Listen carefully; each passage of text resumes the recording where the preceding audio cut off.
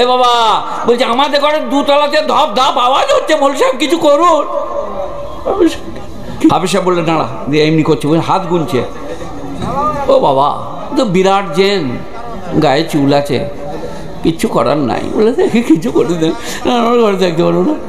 সেই সময় হাফেজ সাহেব বউ ফোন করেছে, ঘরে জামাইছে, তো বললে 2 কেজি ওজনের সাদা মোরগ লাগবে। আর বললে লেপের ওয়ার, বলে 30 মিটার সাদা কাপড় লাগবে। আর ঘর করছিল হাফেজ সাহেব, বলে 20 কেজি গজাল লাগবে। বলে তুলে চলে যায়, আমি ঠিক করে দেবো, এইটার বাজার চলছে, কি করবেন দেখুন। 20 কেজি গজাল, 30 মিটার সাদা কাপড়, তোর ঘরে বিরাট চুলওয়ালা জেন, হাত গুনে কেউ বলতে পারবে? কথা বলে না? সব মেয়েরা লাইন দিয়ে বসে আছে, আমার স্বামী অন্যজনকে চোখ মারছে, বলে দাঁড়া আমি হাত গুনে একটা তাবিজ দিচ্ছি।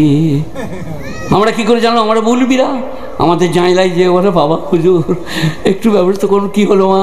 বলে আমার স্বামী পল্ল জুড়ে হয়ে গেছে, খালি সেই ধপধপে ওদের ঘরকে চলে যাচ্ছে। এই যে বলছে পারবে কিছু করতে? কেন পারবে না? কেন পারবে না? তো দোয়া তাবিজের ব্যাপার নয়। কি ওটা? রুনা লায়লার গান শুনেছেন? ঘরের লোকে বলছে কেউ দোষ করেছে, পাড়াপড়শি বলছে চিনে ভূতে ধরেছে, কি করে বলি আমাকে কেউ প্রেম করেছে। রোগ হলে তো সারবে, তো প্রেম করেছে, ওখানে রোগের ওষুধ নাই। সেই কারণে এইগুলো কোরআন বলে দিয়েছে, যদি মানুষ না শুনে না মনে রাখে কি করবো বুঝলেন। মুসা আলাইহিস সালাম কাঠের বাক্স ওর মা ভরে দিলে, সূরাটার নাম কি? সূরা কাসাস। পানিতে ভাসিয়ে দিলে, আল্লাহ বলে ভাসিয়ে দাও, তোমার বেটাকে তোমার কোলে ফেরত দেবো। বলো নারায়ে তাকবীর, আল্লাহু আকবার। দরিয়ায় ভাসা মূসা তার মায়ের কোলে, দরিয়ায় ভাসা মূসা তার মায়ের কোলে। আর মেয়েকে বললো তো দরিয়ার কিনারায় কিনারায় যা, বাক্সটা কোন দিকে যাচ্ছে দেখবি, ওহম লা ইয়াশউরুন, কেউ যেন না জানতে পারে তুই বাক্সটা লক্ষ্য করছিস। তারপরে বাক্সটা চলে গেল। এরপরে ফেরাউনের ঘাটে, ফেরাউনের মন্ত্রী হামান, বিবি হাসিয়া গায়ে মজুদ, বাক্সটা টেনে নিয়ে এলো। খোলা মাত্র দেখলে একটা ফুটফুটে চাঁদের মতো ছেলে। আর এধারে মুসার মায়ের বুকটা শক্ত করে দিলে, কাঁদা কাটা করিস না, মুসার সিবিআইরা ধরে ফেলবে ফেরাউনের। তারপরে আসিয়া বললে খবরদার, এই ছেলেটা বিদেশ থেকে ভেসে আসছে, এটা কিছু করো না, হয় আমরা ছেলে করে নেবো, নাহলে বেশি দামে বিক্রি করে দেবো। ঘরকে নিয়ে চলে গেল। সোনা রে, লাল রে, বাচুর রে, ধন রে, আমার আদুর রে। একবার আসিয়া, একবার ফেরাউন, একবার জাদুঘর বলছে আলালের ঘরের দুল্লাল রে, ওরে আমার সোনা রে, দরিয়ায় ভাষা লাল রে। ওই জাদুঘররা যারা হাত গুনে বলেছে মিশর একটা ছেলে হবে, ফেরাউনের শত্রু হবে। ফেরাউন বললে সব বেটা ছেলে জবাই করে দাও, খালি মেয়ে ছেলেগুলো ছেড়ে দেবে। এবার এটা তো বেটা ছেলে, তাহলে সেইটা হতে পারে। আসিয়া বলছে বিদেশ থেকে ভেসে এইছে, নোট তোমার ছেলে। তারপর ফেরাউন একদিন বলছে লাল রে, সোনা রে, ওরে আমার আকলুতে বেটা রে। আর মুসা আলাইহিস সালাম কান মুতে চেপে দিয়েছে একটা, ঝটাস করে। বলছে ওরে বাবরে, চোখটা ছিঁড়ে গেল রে, এই শালা চরটা আলাদা চর রে, এত ছোট ছেলের এত ওজনের চর হবে না রে, এটা সেই ছেলেটাই বোধহয় হবে রে। দিয়ে তারপরে নানা রকম হ্যার প্যার। আসিয়া বললে তুমি খেপে গেছো নাকি? ছোট ছেলে বলে ছোট ছেলে লয়, আমার চোখে তারা ছিঁড়ে গেছে, ছোট ছেলে বলেই না।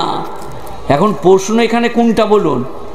জাদুঘররা যারা বলেছে মিশরে বাচ্চা হবে, ফেরাউনের শত্রু হবে, তারা শুধু কোলে করে লাচাচ্ছে, তারা বুঝতে পারে না এইটা সেইটা। এইটা আল্লাহ কোরআনে বলছে বিশ্ববাসী যারা গণৎকার জাদুকর তারা মিথ্যাবাদী, প্রবঞ্চক, প্রতারক।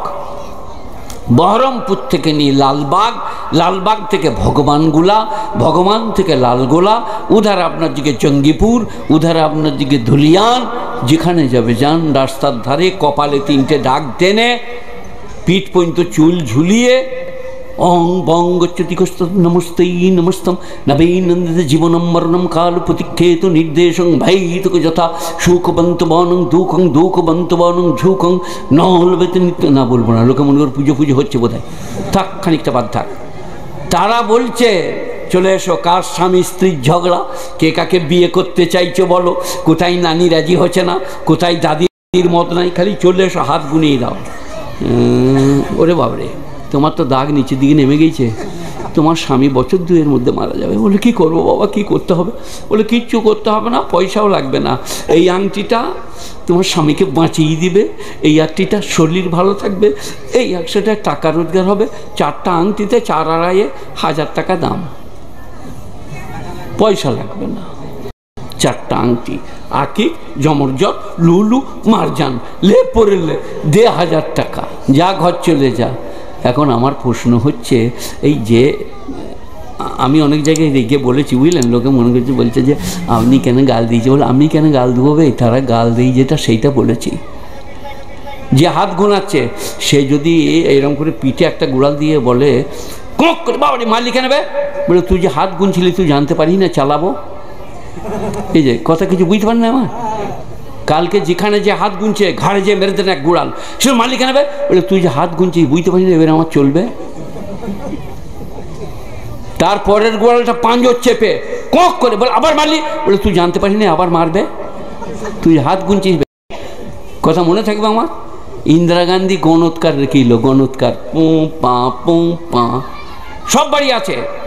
অটল বিহারী বাজপেয়ী বলুন আর জ্যোতিবাবুই বলুন, বুদ্ধদেব বলুই, সবাই গণৎকার ফেলে রেখেছে। আমার আগামীকালের ভালো মন্দ বলবে তোমরা, আগামী ভোটে কি হচ্ছে তোমরা বলবে। কিন্তু ইন্দিরা গান্ধী 47টা গুলি ছাড়খাড় হয়ে গেল, তার গণৎকাররা বলে নাই মাই ম্যাডাম আজকে বুলেট প্রুফ জামা পরে যাও, আজকে তুমি ছাড়খাড় হবে। তাহলে আমরা মায়েদের বোনেদের বলছি, কেন ওদের কাছে যাচ্ছ, ঝাঁটা করে বেরো। সে একজনা বুঝলেন বিরাট চুল রেখেছে পিঠ পর্যন্ত, ভাবির মতন। তবে নবীর সুন্নত আলাদা আর ভাবির মতো চুল রাখাটা আলাদা। দিয়ে বললে বাবা আপনি আমাদের গ্রামে এসছেন, শুনলাম বড় বুজুর্গ, আজ আমাদের ঘরে চারটি খাবেন। দিয়ে ভাত দিয়েছে বুঝলেন, ভাতের ভেতরে মাছ, ডিম, মুরগি ভরে দিয়েছে। দিয়ে বলছে বাবা খাও। অনেকক্ষণ বসে থেকে বললে কি আর কি হচ্ছে আমার সাথে, তরকারি নেই ভাত খাও।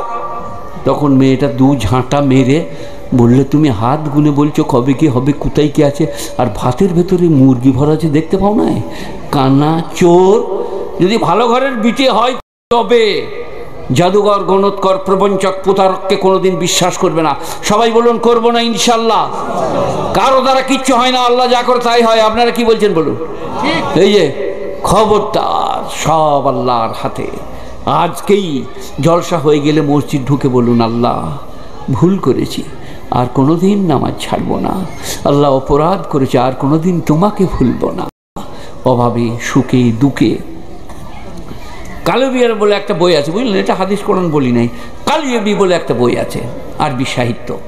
তাতে আছে 2 জনা লোক ফকির, একজনা ওই বড় লোকের দরজায় বলল যে আপনার মতো মানুষ পৃথিবীতে নাই, আপনার বাপের মতো লোক কেউ ছিল না, সত্যি বলছে আপনার দারুণ লোক। সে বলছে এত নাম করছে যখন, তখন দে আজকে কিছু দিয়ে দেখে, 10 ভরি সোনা 10 ভরি রূপো, একটা তরমুজের ভেতরটা খালি করে ভরে দেয়, দিয়ে দড়ি বেঁধে ওকে দিয়ে দেয়।